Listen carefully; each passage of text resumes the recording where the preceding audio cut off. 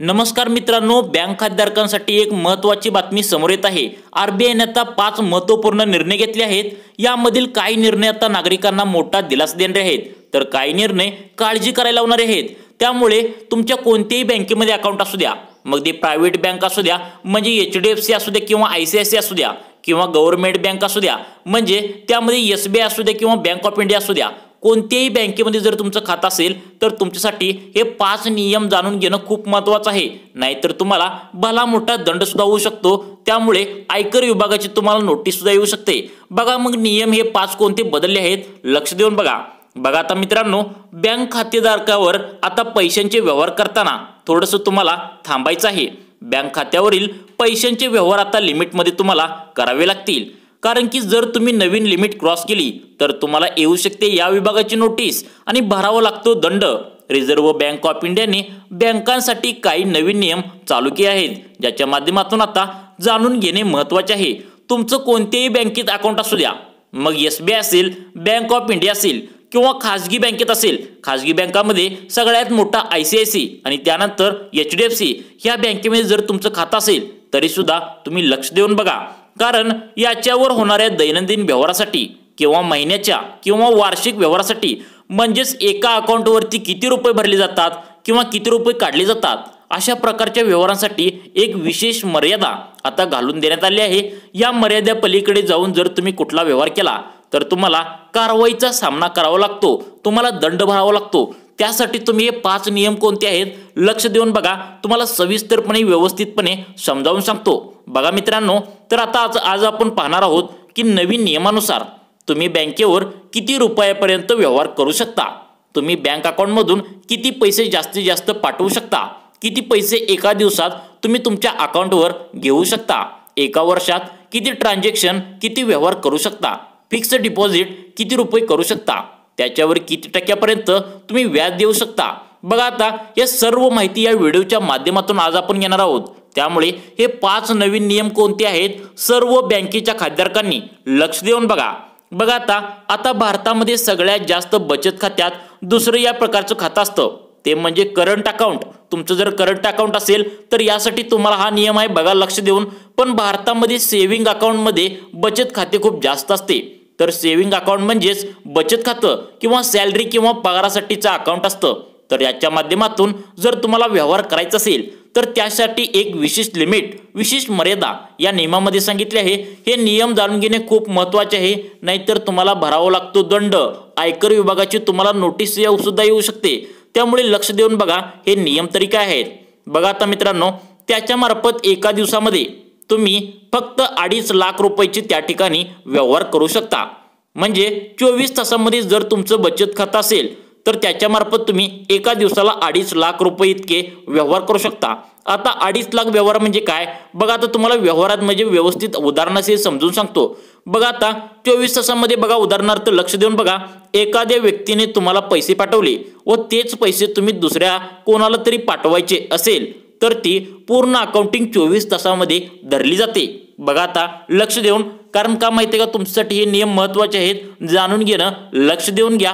कारण 5 minute video बघा, तुम्हाला सगळं समजावून सांगतो हे नियम कोणकोणते आहेत आणि का लागू केले आहेत। बघा आता बँकांच्या अकाउंटसाठी एका दिवसाच्या व्यवहाराची मर्यादा यामुळे असे होते की एखाद्या व्यक्ती आपल्या गुगल पे, फोन पेला पैसे पाठवतो, तो म्हणतो की दुसऱ्या कोणाला तरी पाठवून पाहूया, परंतु यामध्ये देखील तुम्हाला आता प्रॉब्लेम येऊ शकतो, कारण की एका दिवसामध्ये 2.5 लाख रुपयाच्या वर लिमिट क्रॉस केलं तर तुमच्या घराला नोटीस येऊ शकते। आता हे झालं असं की एका दिवसासाठी बँक लिमिटेड पैशांचे व्यवहार, बघा आता काय सांगितलंय, बँक लिमिटेड पैशांचे व्यवहार काय सांगितले बघा। आता त्याचबरोबर एका वर्षासाठी तुम्ही बचत खात्यामध्ये 10 लाख रुपयापर्यंतचे व्यवहार आता करू शकता। मात्र 10 लाख रुपयांच्या वरती व्यवहार जर तुम्ही बचत खात्याच्या माध्यमातून तुम्ही केला तर त्यासाठी तुम्हाला डिटेल्स सर्व द्यावे लागणार। मग हे पैसे कुठून आले, कसे आले आणि त्या संदर्भाची सर्व माहिती संपूर्ण तुम्हाला आता द्यावी लागेल। बचत खात्यात एका वर्षात 10 लाख रुपयाच्या जर वर तुम्ही व्यवहार केले तुम्हाला, तर त्यासाठी तुम्हाला साधारणपणे या सर्व डिटेल्स द्यावे लागतील। म्हणजे बघा आता काय काय करावं लागेल, तुम्हाला 10 लाखच्या वरती जर गेलं तर लिमिटच्या आतमध्ये जर व्यवस्था असेल तर कोणत्याही, म्हणजे 10 लाख रुपयाच्या जर आत असेल तर तुम्हाला कोणत्याही प्रकारचं टेन्शन घ्यायची गरज नाही। कारण ही सर्व डिटेल्स जर लिमिट क्रॉस केली तर ईडीच्या शाखेसंबंधी तुम्हाला ईडीचे छापे त्या ठिकाणी पडू शकतात. भरपूर न्यूजमध्ये पण येत आहे, तुम्ही पाहिलं असेल. जे तुम्ही पाहिलं असेल की राजकारणी लोकांच्या घरावर छापे पडत आहेत, त्यांच्यावर नजर ठेवण्यात येत आहे. अशा प्रकारची कारवाई आपल्यावर होऊ शकते. त्याकरता 1 वर्षाच्या 10 लाख रुपयावर एका सेव्हिंग अकाउंट मध्ये त्या ठिकाणी व्यवहार करायचे आहेत. त्यानंतर जर तुमचं करंट अकाउंट असेल, कुठल्या व्यवसायासाठी करंट अकाउंट खोलले असेल तर ते 1 वर्षासाठी जास्तीत जास्त तुम्हाला मर्यादा आहे 50 लाख रुपयापर्यंतची. मित्रांनो, तुमच्यासाठी भरपूर हे महत्त्वाचं आहे, कारण पुढील जे नियम आहेत ते तुमच्यासाठी महत्त्वाचे आहे. पहिल्यांदा हे तुम्हाला समजावून सांगत आहे, कारण सर्व लोक सारखेच नसतात. काही जणांचे बिझनेस असतात, काही लोकांचे मोठे व्यवहार असतात, त्यामुळे सर्व लोकांना हे समजलं पाहिजे.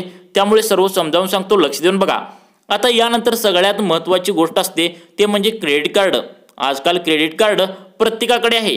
क्रेडिट कार्ड वापरणं हे फायदेशीर आहे, कारण त्याचे देखील तोटे देखील जबरदस्त आहेत. आता फायद्यासाठी जर आपण पाहिलं तर क्रेडिट कार्डवर जो तुम्ही कुठे खरेदी करता, ज्या वस्तू खरेदी करता, तर ते पैसे असतात ते तुम्हाला 45 दिवसानंतर पैसे द्यायचे असतात. ते 45 दिवसापर्यंत तुम्हाला बिनव्याजी वापरण्यासाठी पैसे तुम्हाला मिळतात. आता हीच क्रेडिट कार्ड तुम्ही जर व्यवस्थितपणे वापरले, वेळोवेळी जर पेमेंट केलं तर याचा खूप फायदा होतो. पण एकदा जरी पैसे भरण्यात जर तुमची चुकी झाली तर तुमचा 2 वर्षात झालेला फायदा असतो तो पूर्णपणे काढून घेतला जातो. बघा कसं काढून घेतला जातो, कारण त्या ठिकाणी तुम्हाला भला मोठा दंड लावतात. जर तुम्ही 45 दिवसाच्या आतमध्ये जर त्यांचे पैसे हायसे परत नाही केले तर ते तुम्हाला दंड लावतात. या संदर्भात देखील आरबीआयने एक नवीन नियम लागू केला आहे, तो सुद्धा पाहणे खूप महत्त्वाचे आहे. बघा, आता क्रेडिट कार्डवर तुम्ही कॅश पेमेंट जास्तीत जास्त 1 लाख रुपयेमध्येच काढू शकता असं यामध्ये म्हणलंय. दुसरी गोष्ट म्हणजे जास्तीत जास्त जे क्रेडिट कार्ड यूज केले जाते ते म्हणजे शॉपिंग करण्यासाठी, ऑनलाईन शॉपिंगसाठी किंवा बाहेरच्या दुकानातून कार्ड वापरून शॉपिंग करण्यासाठी. त्यासाठी एक मर्यादा आहे. मर्यादा काय घटलेली आहे बघा, 1 वर्षामध्ये तुम्ही जर जास्तीत जास्त 10 लाख रुपयापर्यंत क्रेडिट कार्डवरून शॉपिंग केली किंवा खरेदी करू शकता. बघा काय सांगितले, 10 लाख रुपयापर्यंत तुम्ही शॉपिंग करू शकता, जे काय असेल ते खरेदी करू शकता. जर 10 लाख रुपयाच्या जर वरती जर गेलं तर तुम्हाला त्याचे पूर्णपणे डिटेल्स द्यावे लागतील. डिटेल्स अशा पद्धतीचे काय खरेदी केले सर्व आणि कोणता माल खरेदी केला, यामध्ये खरेदी केलेल्या गोष्टी केंद्रासाठी म्हणजे पैसे कुठून आणले हे केंद्राला तुम्हाला द्यावे लागते. हे आले तर पैसे भरले असतील तर ते पैसे कुठून आले आणि त्याची पूर्ण डिटेल्स तुम्हाला द्यावे लागेल. आणि यासाठी देखील तुम्हाला घरी नोटीस येऊ शकतो, तुम्हाला दंड लागू शकतो. त्यामुळे लक्षात घेऊन आपल्याला चाललं पाहिजे. आता त्यानंतर सगळ्यात महत्त्वाची गोष्ट आहे ती म्हणजे सेव्हिंग अकाउंट मध्ये जर तुमचं जर पैसे असेल तर 2 ते 3% किंवा 4% तुम्हाला व्याज दर मिळतं. सेव्हिंग अकाउंटमध्ये जर तुमचं खातं असेल तर तुम्हाला एवढं व्याज मिळतं. हे जर आपण एफडी फिक्स्ड डिपॉझिट या ठिकाणी जर केलं तर आपल्याला तेच व्याज दर 7 ते 8% मिळतं, म्हणजे जवळपास डबल मिळतं. आता या एफडीसाठी देखील एक नवीन नियम, एक नवीन मर्यादा आखून देण्यात आली आहे या 1 वर्षामध्ये. आता यामुळे तुम्हाला एफडीसाठी एक नवीन नियम, नवीन मर्यादा आखून देण्यात आली. काय मर्यादा असणार आहे बघा, आता लक्ष देऊन. आता तुम्ही 1 वर्षात तुम्ही त्या ठिकाणी जास्तीत जास्त 10 लाख रुपयांची एफडी करू शकता. उदाहरणार्थ 1 वर्षात तुम्ही 2 लाख किंवा 3 लाखची एफडी किंवा 5 लाखाची एफडी केली तर एकूण त्या ठिकाणी 10 लाख रुपये असू शकतात.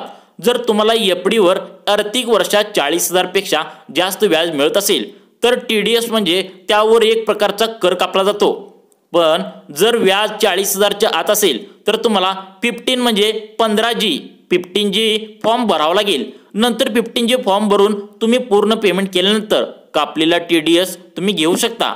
जर तुम्ही ITR दाखल कराल प्राप्तिकर विभागामध्ये, जर काय असेल तर तुमचा अर्ज प्रक्रिया असो, ITR प्रक्रिया असेल तरी तुम्ही हे अर्ज प्राप्त करू शकता. आम्ही त्या ठिकाणी TDS घेऊ शकतो. जर अशा प्रकारे जर तुमचे बँक खाते आहे तर ते एक विशेष मर्यादेमध्ये तुम्हाला चालवावे लागेल.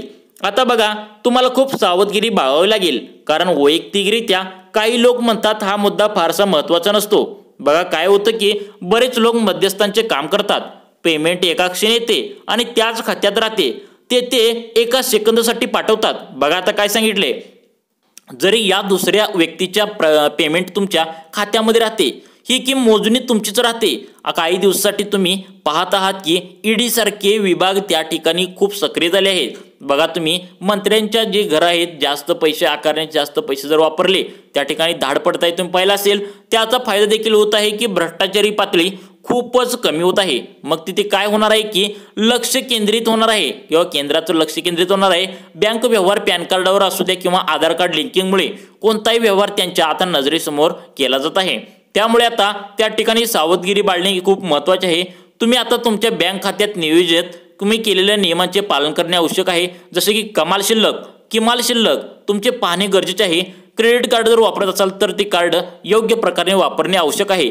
जर असे असेल तर पुढील आर्थिक वर्षात तुम्हाला काळजी घ्यायची आहे। मित्रांनो, याबद्दल तुम्हाला काय वाटतं? तुमच्या प्रतिक्रिया आम्हाला कमेंटद्वारे नक्की कळवा व अशाच प्रकारचे अपडेट पाहण्यासाठी आमच्या लाईफ चेंज मोटिवेशन या योजनांच्या चॅनलला नक्की सबस्क्राईब करा। धन्यवाद मित्रांनो।